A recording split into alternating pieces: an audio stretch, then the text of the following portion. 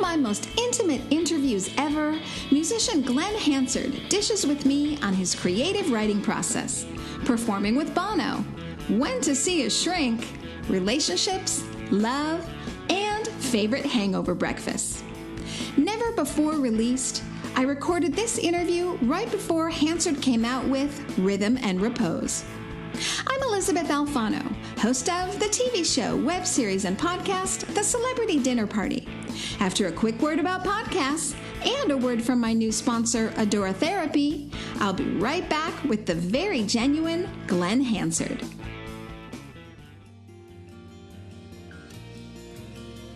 Life is challenging, and everyone needs a tool they can use to shift their mood in the moment. Adora Therapy is an aromatherapy company that makes mood boost personal sprays and room scents for every occasion. Blends like lavender chamomile, cinnamon clove, and blood orange bergamot are only some of the fragrances from Adora Therapy's unique line of specialty scents, carefully mixed to trigger chakra points and to help you boost your mood. Plus, Adora Therapy sprays and roll-ons are pre-blended, vegan, cruelty-free, and ready to go. The perfect size to fit in your purse and take with you to boost your mood anytime, anywhere. So treat yourself to a mood boost and share the gift of stunningly packaged mood boosts with others. Visit adoratherapy.com and don't forget to like us on Facebook. Don't forget to subscribe to this podcast, The Celebrity Dinner Party, with me, Elizabeth Alfano, on iTunes. Just search for The Celebrity Dinner Party. Or, if SoundCloud is your thing, you can find me there too by searching for The Celebrity Dinner Party. Subscribe and you'll never have to hunt for engaging and inspiring interviews again. They'll just land on your computer or your iPhone every time a new podcast comes out. So subscribe now to The Celebrity Dinner Party with me, Elizabeth Alfano, because the best conversations really do happen over dinner.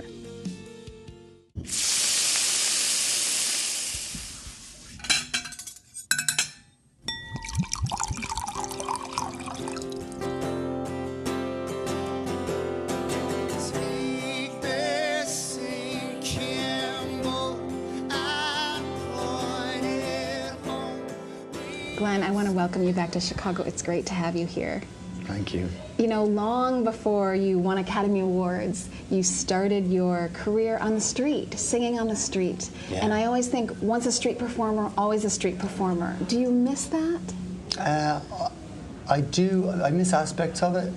And actually, I continue to do it occasionally. It's one of those things, it's a wonderful thing to always go back and sort of sharpen your sword. And you go to the street and just play. Yeah. More in Europe these days than maybe in Ireland. But at Christmas time, me and a bunch of friends, every Christmas Eve, what we do is we encourage friends around the world to do it also, to go out on Christmas Eve, because at Christmas Eve everyone's at home. Yeah. So go out and busk for a few hours with all your friends and give the money to a shelter, because you know it's really sad when at Christmas when people are out on the street. Right. And so what we do is we just try to raise a bunch of money. Last year and the year before, it was really nice. Bono came out with us. Oh. And so it's just a bunch of people on Grafton Street singing songs, myself and Damien Rice and Bono and a bunch of other mates. And the idea is that you raise a bunch of money that day, and then you just, you get a big bag of cash and you bring it to the shelter and you give it to them, and everybody has a, it's a party and buy a drink for everyone, and it's just a lovely thing to do. But we should do it more through the year also, because I just think it's a really good thing to do. But yeah, I think once you've been a street musician, you're always a street musician. You can always go back there.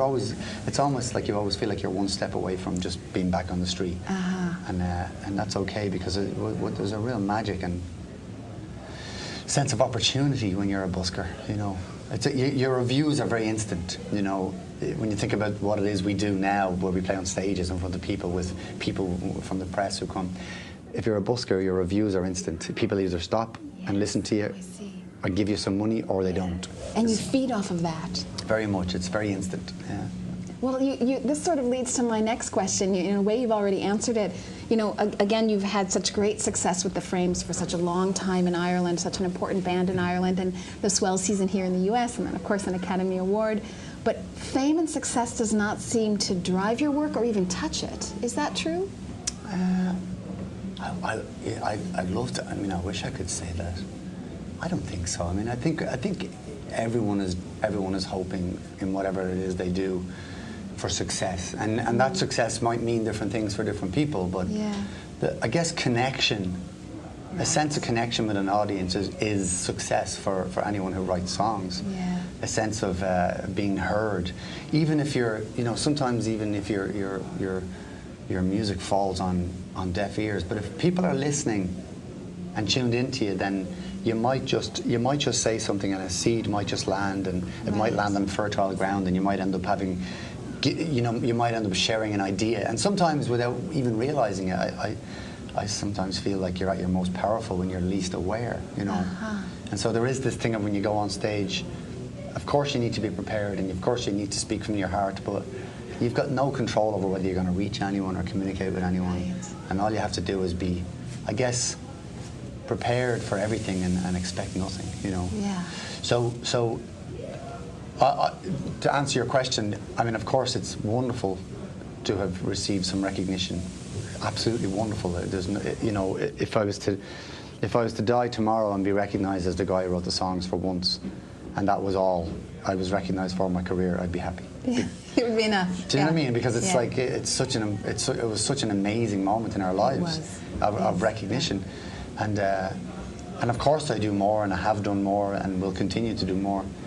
But all you can ever really do is focus on your work and try to make it as good or real or honest as it can be, and then hope that it finds fertile ears. And you've been, I can't really say lucky, because it's talent and it's authenticity, I think, but you have maintained a very strong connection with your audience, because you have a very large grassroots following, and you feel that when you're in your concerts, that people are really there with you and that you're connecting with them. How do you maintain that connection even as you get busier and more successful? Well, it's all about, I mean, for any artist, it's about their connection with their audience. Something happened through the early years of rock and roll where somewhere along the line it became something about the press, and it became something about becoming somehow a darling of what that is. And really, it's never been about that. That's something that comes as a byproduct of having a connection with your audience. Right. And so, you know, they've you know, they're your bread and butter. They've paid their money. They've put their money on the table, and to walk on stage just because everyone has paid in and the room is full and everyone's paid, you know, $30 or $40, whatever it is they've paid to see it. Just because they've done that doesn't mean you've won them. Right. That means they're giving you the opportunity to win them. To win them. And it's still up to you to go and reach. Absolutely, again and again. I mean, you've never earned it. You're always earning it. And so every time you play, in a way, you're kind of reestablishing your relationship with someone. It's the moment you assume the parameters of that relationship, then assumption gives way to confusion, gives way to, you know, it all falls apart. It does, yeah, it does. And so I'd love to think that that is the most important thing, is just to be present. You know, if you walk on a stage, instead of just going through the moves and sort of going, okay lads, here we go, we've worked out this one, 1, 2, 3, 4, and we all go in. It's more like we're in Chicago. I'm here, it's the block party. You know, and just take that moment in that. Like, it sounds kind of very simplistic, but just take a moment to be where you are. And if you are where you are, audiences are very smart. They'll pick it up. They'll know immediately if you're going through the moves or if you're standing there in front of them, you know. And there's a lot of energy to being grounded in the moment. So you also benefit from that. You know, there's a lot of energy just from being planted right where you are. Yeah. But it makes me wonder, because on your new solo album, congratulations for this, Rhythm and Repose, there's just a sweet, bittersweet slowness to the music and the lyrics. And I sense from that album that you just sort of bellied up to the bar and wrote your personal poems. I mean, it is such an outpouring without a filter of your emotion, raw from you to us. And I wondered if you could talk to me a little bit about your creative writing process. Well, thanks very much. That sounds like I wish you could have written that. I'll get it for you. The liner notes. Well, when you write a song, of course, most of the time when you write a song, you're alone. So it's not a question of filtering or not filtering. You're in a solitary place, and so you're singing your stuff. And for me, I pick up a guitar only when I need to. I never play unless I need to play. Really? You mean need as in? I just play when I'm in. It's a funny place between sort of. It's neither happy, sad. It's just a funny place you find yourself. It's not boredom, but it's a funny spot you find yourself in. You're like, you pick up your guitar and you just start to. And what happens oftentimes is that stuff comes out of you, and the part of the challenge as a songwriter is to just allow it, and to not intellectualize what it is that's coming out of your mouth. Sometimes the most prophetic. Sometimes you're speaking about your future. Sometimes you're speaking about your past. Sometimes you're speaking about your present, but a present you have not yet experienced. So it's like now, but just pushing now. And when you can sort of, it's like tuning out the radio a bit. You kind of go into this spot. It's like, it's not mystical or anything, but it's like if you just let yourself speak. Oftentimes you're figuring out your stuff. Oftentimes you're just talking about your reality. And so, it's a funny thing with songwriting. You'll find yourself singing about breakup, and you're in a perfectly good relationship. Oh, but you'll find yourself singing about how it is to be getting over this breakup, and right enough, 6 months down the line, you've just literally predicted. It's not even you've predicted. You've just sung about what it actually will be. Yes. And that's a fascinating and beautiful and sometimes kind of odd thing as a songwriter to sort of tune into. Yes. Your girlfriend might be like, "What are you singing about that for? We're totally fine." I'm like, "I know we are." All logic says we are, and then you. But anyway, I'm not like. At the same time, I sing a lot about relationship, but I sing in the vernacular of relationship a lot. But I don't. When I speak about relationship, I'm speaking about my relationship with my brothers or my family or my country or my God and myself and my girlfriend. So relationship is something, logically someone would have to say at some point, if you're going to keep on writing albums about relationships that don't work, at some point you should see a shrink and just sort of figure yourself out. So it's not really about that. It's more about one's relationship with their life, Right. And really your relationship with yourself. Yeah. Yes. Yeah. Right. And I wondered if you could talk to me, if you would, about the mood you were in when you were writing those sounds and those songs. Yeah. It has a bit of loneliness, but again, the beauty of loneliness and how it's piercing and touching and joyful at the same time as painful. Well, I was living at the time on Bleecker Street in New York.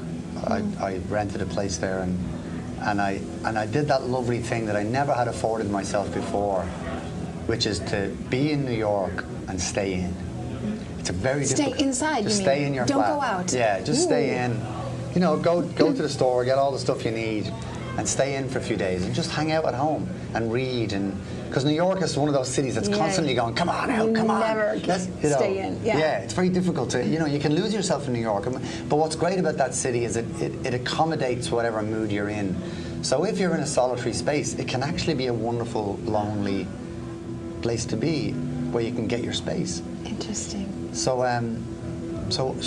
I spent some really great nights there where I would just read and stay at home and then pick up my guitar and play a bit and put it down, and all these songs were coming, and I just finished like a long tour with the Swell Season, and I was feeling really good about that, but also a bit burned out. I was kind of feeling very tired, and so I was in that interesting spot where you're exhausted and you're open, and all these songs were coming, and I was just kind of somehow putting them, recording them on my phone or sticking them down on paper, but I wasn't thinking about them. And as a songwriter, you've always got 4 or 5 pots on the go, and you're sticking a bit of garlic in that one, or you're adding a bit of salt and pepper in this. You're always just working on songs, but in a very kind of unconscious way. Right. You're just sort of working on them. So then I sort of found myself with all these tunes, And then a friend of mine runs a beautiful evening at La Poisson Rouge. Thomas Bartlett runs this evening of songs, and where he has a band. And the idea of the show, it's a very nice idea. He has a band that are really good players, and his friends come on stage and they say, okay, well, this one's in E, and it kind of goes dum, dum, da, dum, dum, and everyone da. comes together. And people just sort of go, okay, and then call me for the C sharp minor, and I'll watch it. And there's an audience, and so the audience get to watch musicians work it out. Oh, fascinating. Yeah, in front of them. Yeah. And, you know, more often than not, it's a huge success. Sometimes the song might fall on his face, and, you know, but I was taking these ideas, and I was standing on stage with my mates and sort of going, you know, this one goes like this, and I'll call you for the bit, and then bam, we'll do it. And it sounded so good that I said, geez, you know what, I've written a few songs here. Why don't we go into a studio and sort of knock them out? Yeah. So we went into a studio one day in New York, and I was going in to record one song, and I recorded 7. And then I realized that I had stuff. There was stuff in there that I hadn't realized I had. So a few weeks after that, when I went back to do some more songs, I realized that I was in the middle of writing a record, but I hadn't thought about it. It wasn't something I had given much thought to, and very happily was laying this stuff down. And then, of course, when you've written a song and you've recorded a version of it, one becomes very excited about putting it out in the world, like giving it a voice. So I found myself making a Glen Hansard solo record at 41, and I was just like, right, cool, it's time, you know. And I'm wondering, because, you know, you hadn't had a solo record before, so a very sort of curious development for you. What is the most important element of your songs?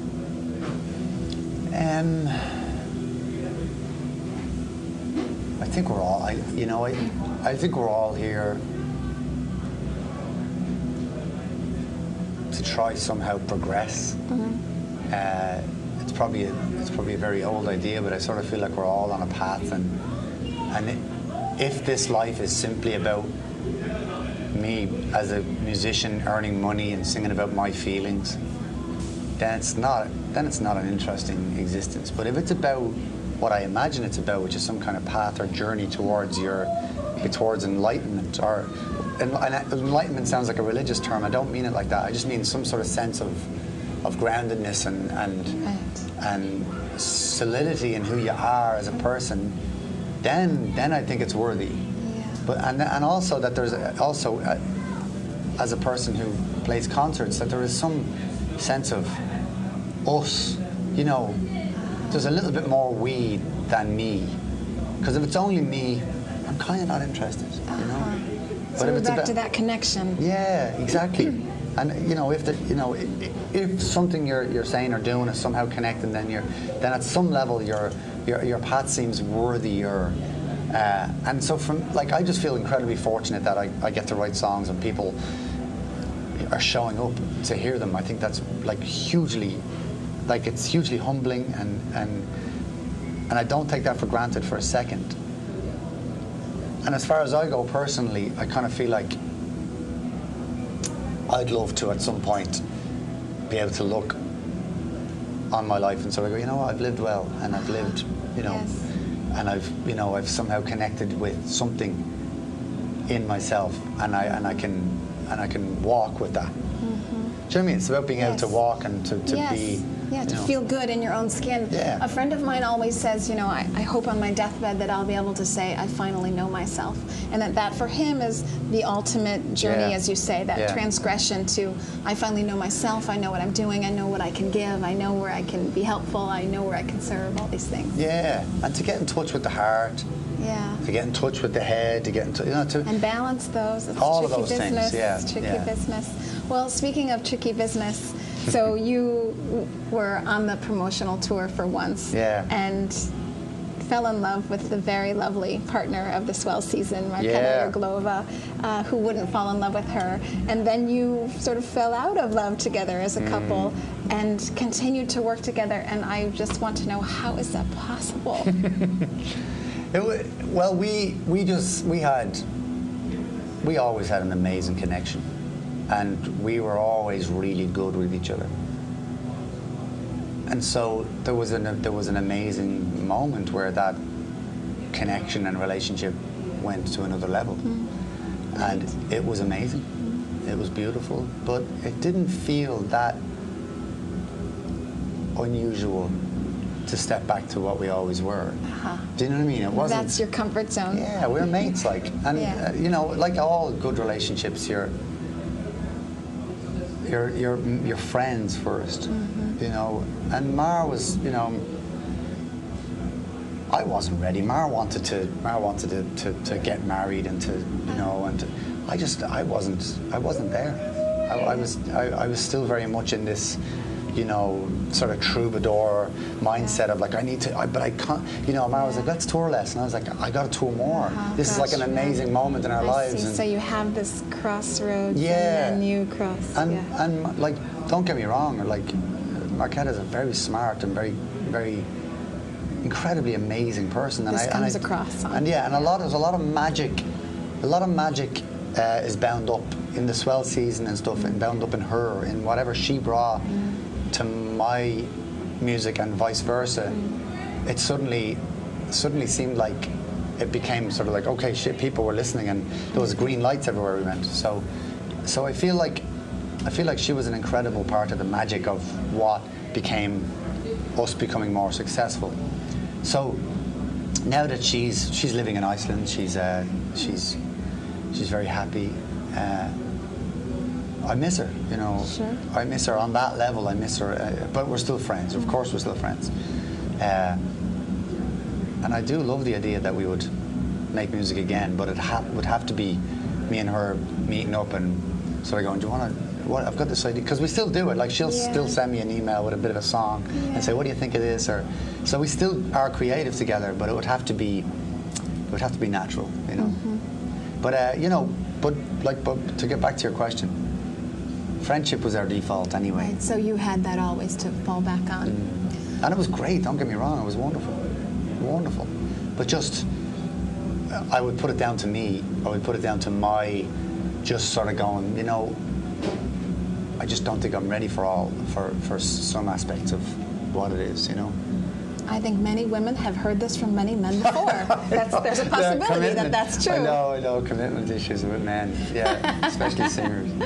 Well, speaking of singing and also of acting, does acting also hold a place in your heart? Of course, early on in your career, you were in the Commitments, and then such a tour de force in once. Or is it really music, and then acting is this thing that comes along from time to time? Or does acting also sort of share your passion? I just love the idea of living an artistic existence. That's, you know, whether that's acting or whether it's painting or whether it's, I love the idea of like community theatre. I love the idea of of acting on stage, because it's closer. You're in the right city, because this is a community theatre city. Oh my word, yeah. Well, because it's closer to what I actually do. Because when you're on stage, you show up, and what you bring is your presence, and that's kind of, and your talent, hopefully. But you know, so the idea of actually acting with friends and that excites me. Film acting has been really, really interesting, but it just feels a little bit like studio recording. It's a bit like, you know, roll the cameras. Okay, I think we got something. Okay, stop, and everybody stops, and then they start, and then they stop. Whereas I kind of like the idea of just kind of jumping in and you know, I love the idea of making, because once was very much like that. We just rolled cameras. It seemed that way, that you were sort of making filming as you were going. We stayed rolling until we got something. You know, and John was like, John's whole thing with us was, I believe that, I don't believe that, I believe that. And that was his whole thing. It's a good way to go. It's a good way to go. Well, speaking about creating, so in my book, you are in one of the most creative cities in the world. So I know you've been to Chicago a gazillion times. Tell me something that you love about Chicago. I just love that everyone's just, you meet people and they're like, hey, and everyone's just quietly getting on with their work. And I just have to say that I find that, I've always found it hugely inspiring. The first time we came over here, we responded to a fan letter from a friend of ours who's actually downstairs. And he invited us to come to Chicago. We couldn't afford to travel with the whole band, so I came solo. And I played in Gunther Murphy's on Belmont. Yeah. And had a great gig there, and then the Gunther's invited us back, and came back with the Frames, and then we played here at the Hideout, and met our manager here, and then recorded a record with Steve Albini over at Electrical Audio. And so Chicago really became that city for us, where it was like, that was the place where we were like, wow, there's a place in the States where we can go and actually get stuff done. And, it's the city that creates it. Yeah, really is, yeah. And then Joe Shanahan took a So liking to us and brought us to the Metro, and we opened up for a few bands, and we just this town gave us a chance. And so while I was here, I was staying with a friend of mine on the corner of Addison and Levitt, right above a liquor store. I used to live there. Oh yeah, yeah. It's not really nice part of town. And hanging out in that local area and the record shops and eating in Kitsch'n, which was like right around the corner. I love Kitsch'n. Do you know Kitsch'n? Yeah, sure. They're chilaquiles, man. Oh, yeah, so good. Particularly if you've had a long night. Yes, yes. They're really good. Yeah, and there's that great secondhand store, great thrift store there. Yes. And I would just spend just afternoons and You're days. Talking about Roscoe Village. It's such a cute part of town. Yeah, and I just spent a lot of time in that neighborhood and meeting good people, and it was a real gestating time for me, because I was out of Ireland, I was in a new place. I remember getting into remember my friend who was really into Larry Sanders and watching American TV, and it was just a whole new thinking for me. And then I played Uncommon Ground on weekends. So fun. Yeah, it was a powerful time in my memory, and the Hideout features very heavily in it, and all of my friends, and we're all still friends. So it's been a great town for me, and a great town for us as the Frames. Okay, I've asked everything. I just have a favorite. So my very favorite thing is when Irish people say Jesus, except they say it like Jesus, when they add all these vowels and letters. So I wondered if you would give me your very best Irish Jesus. Wow. And particularly when they're mad, they get Yeah, there's a few different ways we would say it. You would Jesus, lads. There's one way, and then you sort of say, cheers, boy, no, cheers, I wouldn't be going up there, no, Oh, I've never heard that one before. Cheers, boy. Or you basically take the word middle out. It's all about different accents and different regions of the country. But Japers is another one. Okay. Japers. But Jesus, we do use the word a lot. And in this contorted, voluptuous way. Yeah. It's like no other I've ever heard. It's a very expressive vernacular, the Irish. Someone said recently, it was very smart, I thought, that the English use English to describe how they feel, and the Irish use English to hide how they feel. Which I thought was tricky Irish. Yeah, I thought it was fascinating, Jeez, like, so you won't be going there now. Well, thank you for your time today. Thank you. Super appreciate really it. Enjoyed it. Thanks for joining in on The Celebrity Dinner Party with me, Elizabeth Alfano. To stay in the know, follow me on Twitter and on Instagram at DinnerPartyCHGO, and on Facebook at Elizabeth Alfano and at The Dinner Party. To subscribe to this podcast, find The Celebrity Dinner Party on iTunes and on SoundCloud. And if you want to send me an email about today's podcast or anything else, you can find all my information at www.thedinnerparty.tv. The editor of The Celebrity Dinner Party is Andrew Jensen. Contributing producer is Tim Barron. And, of course, music is also provided by Glen Hansard. The original music is by the Websters and Ship Captain Crew. Thanks for listening today, and join me on the next Celebrity Dinner Party podcast, where the best conversations happen over dinner.